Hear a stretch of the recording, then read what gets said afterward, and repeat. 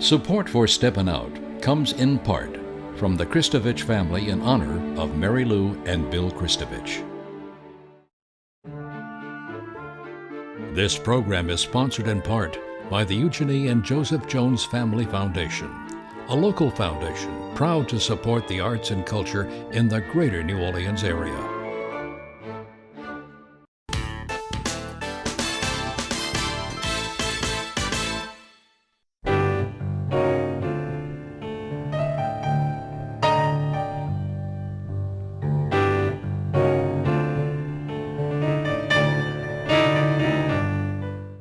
I'm Peggy Scott Laborde, and welcome to Steppin Out, with updates from the local restaurant, arts, and entertainment scenes. Joining me, Ian McNulty, food writer for the Times-Picayune, New Orleans Advocate. Hey, Ian, good to see you. Hello. Yeah, Hi great to see there. you. Thank you. Hi. Doug MacCash, who covers the city's arts and culture scenes, also for the Times-Picayune, New Orleans Advocate. And later on, we'll hear from theater critic Alan Smason and Poppy Tooker, of course, who is the host of Louisiana Eats on WWNO radio. But first up, Ian. The Quarter, the little neighborhood grocery stores, they're still alive, aren't they? Well, Peggy, the coronavirus fight has changed so much across New Orleans, but if you go down to the French Quarter, you can see there's probably no part of the city that's been more radically changed than the French Quarter. I mean, this is the hurly-burly heart of our tourism economy, and guess what we don't have in New Orleans anymore? We don't have our visitors. We don't have our tourists. So the quarter feels empty. I mean, it looks beautiful, but it feels a little eerie sometimes. It's so quiet. It's also clean, which is nice. But here and there, you see these little reminders that the French Quarter is still a neighborhood after all, and that neighborhood life is continuing. And I found that these little corner markets, these little groceries and delis, became the perfect lens to look at that neighborhood as it's going through this pandemic together.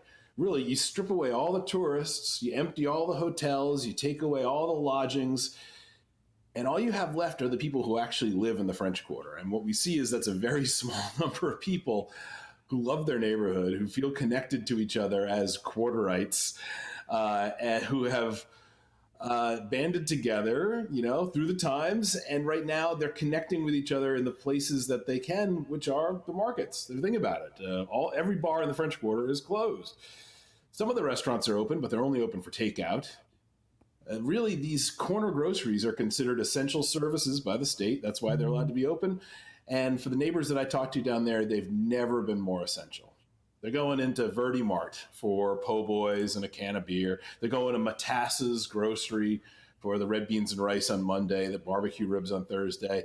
But they're also connecting with one another. And Peggy, I think crucially, with the people who work there, the proprietors of these places that have been in their families for, in the case of Verdi Mart, 2 generations. In the case of Matassa's, almost 100 years, back to the old days of Little Italy in the French Quarter.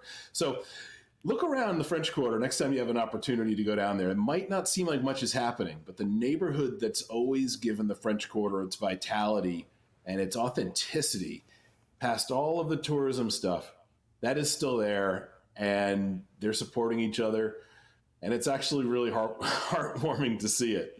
It's a little piece of old New Orleans that's surviving. It is, and actually, if the name Matassa sounds familiar, of course, many people recall and miss so much Cosmo Matassa, the longtime record producer and was such an important part of the New Orleans music scene for so very long, from the 50s on.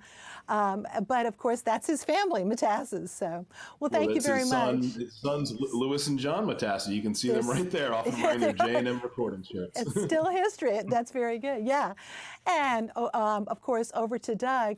Doug, one artist is creating a stir, but maybe too much of a stir? Exactly. Josh Wingerter has become sort of the outlaw hero of the coronavirus crisis in New Orleans. First, he created a suite of tongue-in-cheek graffiti paintings related to the situation on the shutters along the closed businesses on Frenchman Street and into the French Quarter. It became a sensation, an outdoor exhibit that you could visit during the period of social distancing. He did not have permission to paint on all of the shots. I think most people agreed it was harmless. Then he set out to paint 180 paintings as a benefit for local businesses. And in 3 marathon sessions, he raised $37,000. The trouble was, the final marathon, the crowd apparently got too close for comfort during the COVID-19 pandemic, and the NOPD swept in to call it to a close. It's always interesting. Graffiti's probably the most dominant art form of our era.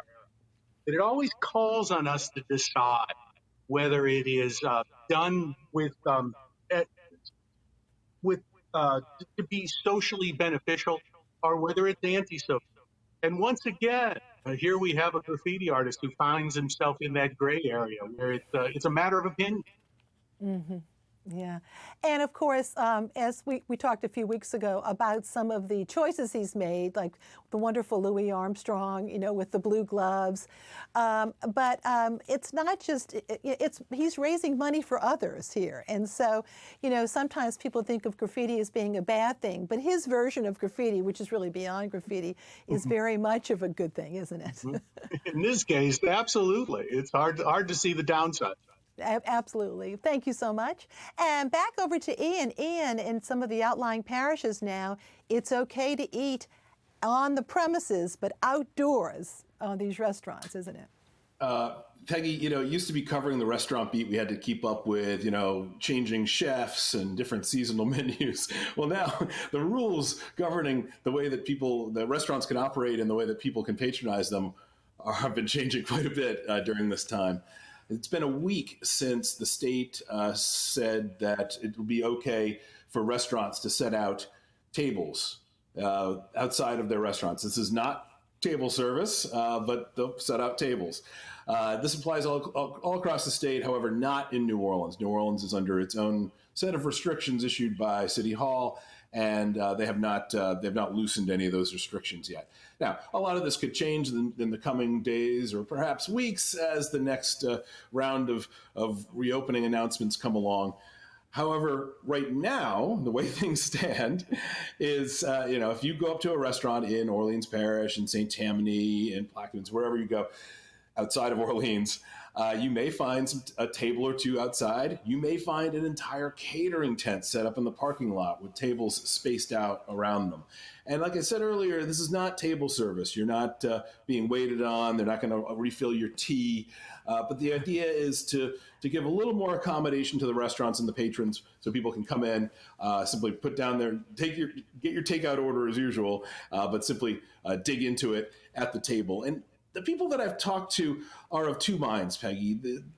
Some people were very eager to jump into this. Thank goodness. Some returned to normalcy, for restaurants and for customers alike. Others are much more cautious because, they don't know where this is going. None of us do. And they're cautious of anything that could set us back and could get people to gather together again and possibly see another horrific spike in the numbers that we've all been working so hard to bat down. But the reality right now is that across Louisiana, you see more tables set up outside. I've had some restaurateurs liken it to tailgating. They're setting up a couple tables underneath some umbrellas and pop-up tents. Of course, this change comes while our weather is gradually ramping up towards summer heat. So we'll see how feeling outdoors is. But anyway, for now, that's one stepping stone, but keep your eyes open for updates to all these policies as they roll out. Well, I know there are many fans of Fat Boys, pizza on Metairie Road, and they're doing what you said. But Ruby Slipper, which is all over town, does have a a Metairie version. Right there was the site of the old Cafe B on Metairie Road. It sounded like in your interview with the head of it, Jennifer Weishaupt, that they really need for this to open, don't they? Well, that's right. Restaurants are, even the ones that are being very cautious about it, and I think all of them are being cautious, but even the ones that are most concerned about it, about congregating people at all, they know if their businesses are going to survive, they have to get back to some kind of business. And if we're dealing with limited occupancy in dining rooms for a while, having outdoor seating, having that set up, having some procedures for it, becoming accustomed to it. I dare say maybe putting up some fans in the summertime Right. will help them stretch. It will increase the amount of business they're able to do, even if their dining rooms are restricted for some time to come. We all know, of course, we've been very spoiled by the weather. I don't think we can even remember this kind of patch of incredible weather ongoing. And pretty soon, yes, it's going to be too darn hot. Thank you so much, Ian. And actually back to Doug for a moment, a local visual artist with very much of a social conscience. Absolutely. William Monahan is the model of do-it-yourself compassion during the coronavirus era. He's an artist who gathers jagged pieces of scrap metal at the junkyard and then assembles them on the surfaces of his paintings into these sort of beautiful but forbidding abstractions. They're wonderful. In the 1960s, he studied at Yale, where he learned the philosophy of the Bauhaus, the form follows function kind of design and architecture. And he called on that to a certain extent lately, because he had encountered a problem in his neighborhood. He lives in the Lower Garden District, and there are lots of homeless people in his area. Now, lately, the missions have either closed because of social distancing, the need for social distancing, or they've really reduced their function. Anyway, the homeless people who use them, who rely on them, don't have as many places to stay, take a shower. Something we take for granted, they lost entirely. Monahan saw that need and just simply and directly addressed it. He set up a shower outside of his studio. He rented a portable toilet and built a small food pantry. And as he explained to me, if he had done any more than the least necessary to solve this problem, it would have become a management problem for him. It would have needed maintenance and things that he couldn't handle. But by keeping it so simple, he could solve that one problem, that need. And I think that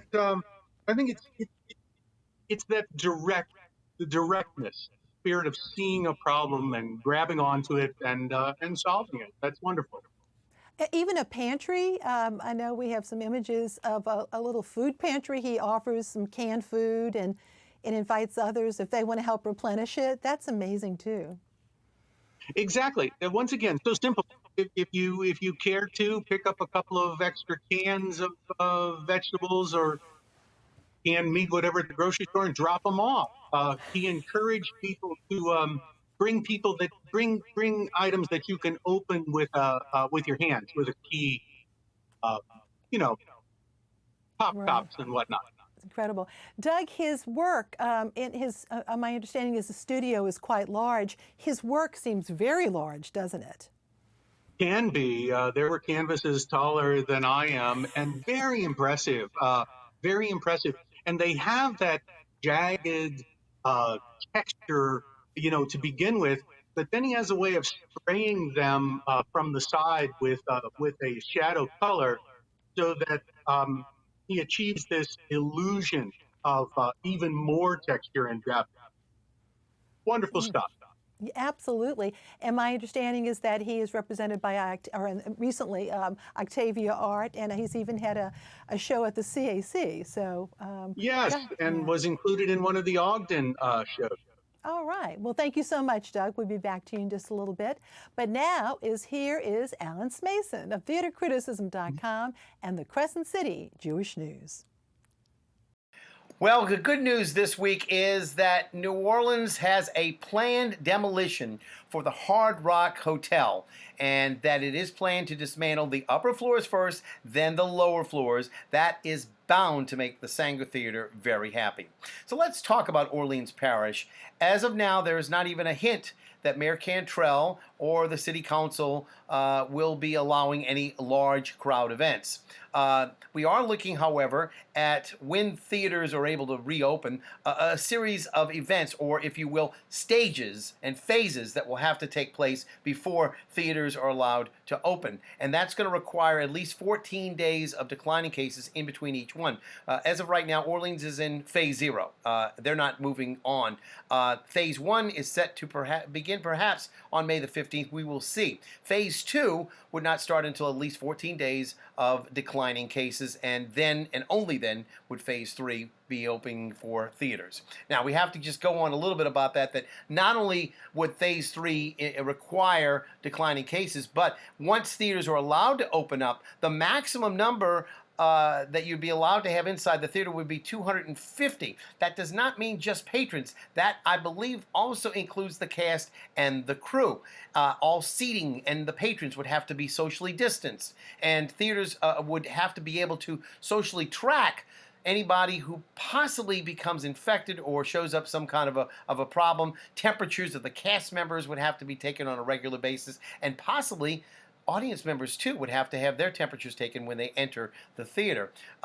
Again, I'm not just sure whether or not such a plan is financially viable at a 25% occupancy rate. Think about having to pay all your actors and the technical crews, plus the extra overhead that you'd imagine in insurance for cancellations, in addition to your regular payroll and overhead. So the possibility does exist.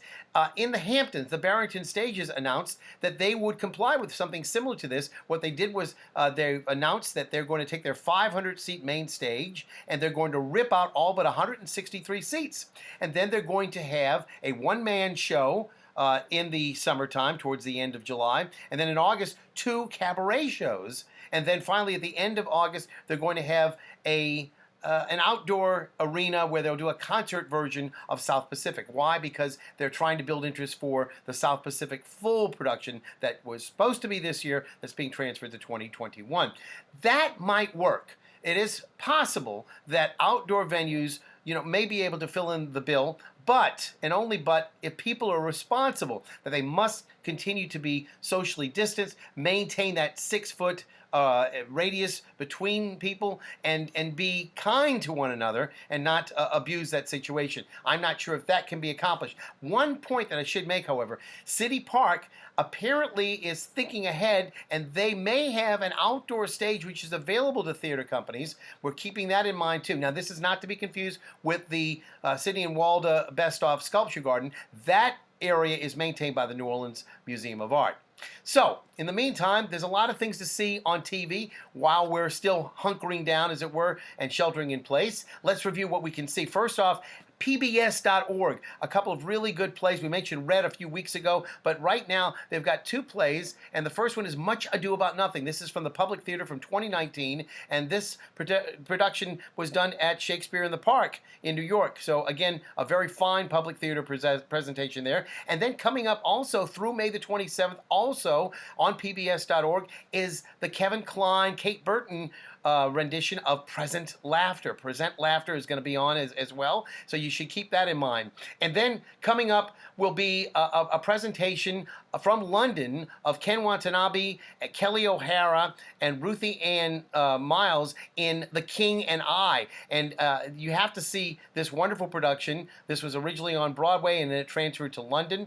And you can see that again, Broadway HD. There's several venues as to where to see that as well. And then, of course, on the Shows Must Go On, the Andrew Lloyd Webber channel that they've had so many great things with Phantom of the Opera and Love Never Dies, they're going to have By Jeeves. Now, this is a play, a musical, that did not do too well, but it's had a little bit of a cult following, and we should just say that I've never seen it. I'm looking forward to seeing it again, so let's go check that out on The Shows Must Go On. That's it for now, Peggy. Poppy, we've got some national attention on local chefs, don't we? I was so happy to see that the James Beard nominations came out earlier this week. And I want to give a shout out in particular to Grayson Gill at Bellegarde Bakery. My goodness, from the Crescent City Farmers Market to a James Beard nominee, he's really turned the bread programs of New Orleans all around.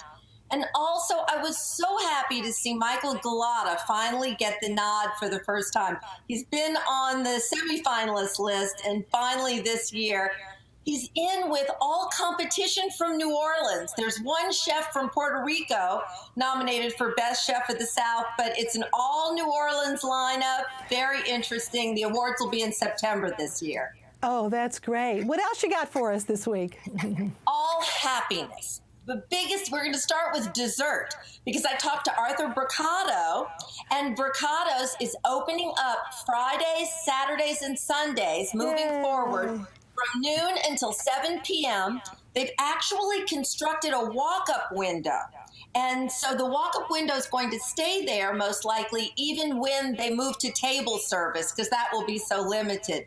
But oh my goodness, he's got ricotta tart on the menu for this weekend, especially for Mother's Day. All the ices and gelatos by the scoop or by the quart. They're making individual cassata cakes. Baba O rum, of course, cannoli, spumoni, and my favorite, tiramisu.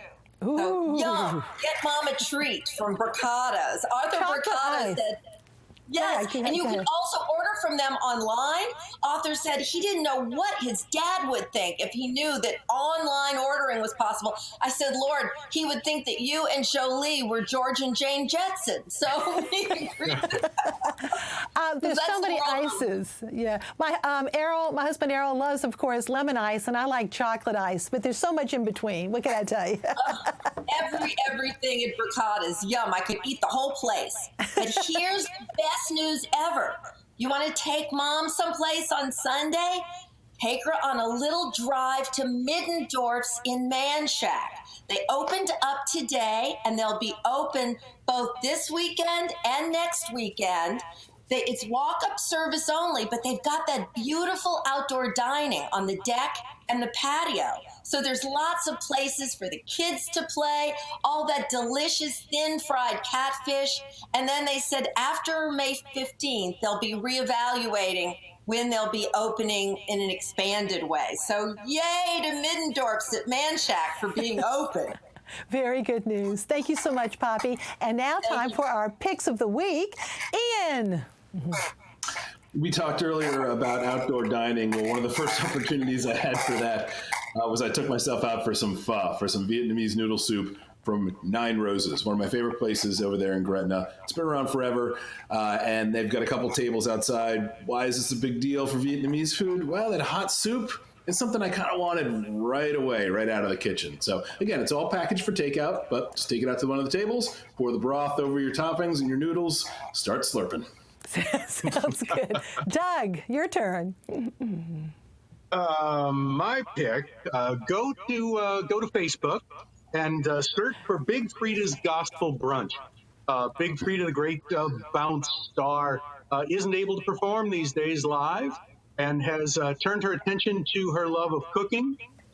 And look for the episode that involves liver and onions and grit. And I promise you, it's wonderful. I love liver and onions. I love Big Frida. It's so casual, so charming. You'll see. Doug, I took a look at that video, and it's in real time. So this isn't like a cooking show. I mean, you were with Big Frida the whole time, and there's mimosas involved, too. Splendidly underproduced. Yes, it is. It's pretty charming. Poppy, what's yours? Great news from P&J Oysters. You know, their oysters are usually in such high demand by the restaurant trade that it's hard for us regular folks to buy some straight from the source. But now, open to the public, Thursdays and Fridays, from 6 a.m. till 11 a.m., you can pick up mini sacks, you can pick up half gallons, and they're also supplying to Dorignacs and Langensteins. All you have to do is just place a call to P&J Oysters and tell them what you want, and then go by and pick it up on a Thursday or a Friday. And Since there are grocery stores again, they said, both Dorignacs, yeah, which was good, and Langenstein's. And by the way, Brocato's cookies and ices are back in the grocery stores too. Great news. Thank you so much. And now here's Alan's Pick of the Week.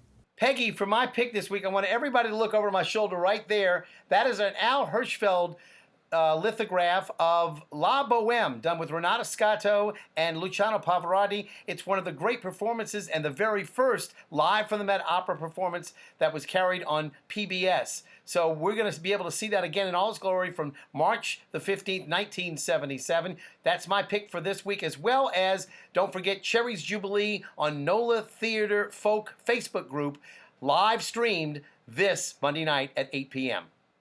See you at the theater, Peggy. And now my picks.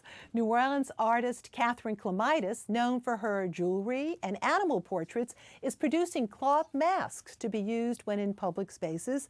They're not medical related, but you can use them for the outdoors, and they're $15. Go to kakartnola.com for details. They're beautiful. Located on the River Road, Homa's House Historic Estate and Gardens is offering a Mother's Day buffet. Outdoor seating in the gardens, especially beautiful this time of the year. Contact homashouse.com for reservations. And New Orleans pianist-singer Matt Lemler has performed over 50 nightly concerts on his Facebook Live page since the onset of the coronavirus crisis. And he is determined to continue until things get better, performing a mix of jazz and popular songs. Matt, you can join him each evening for 2 hours, starting at 6:30. A donation, of course, is always appreciated, but not required. For more info, go to mattlemler.com. Thank you all so very much for being with us, my dear pals. Okay. And thank you so much for watching. Good night.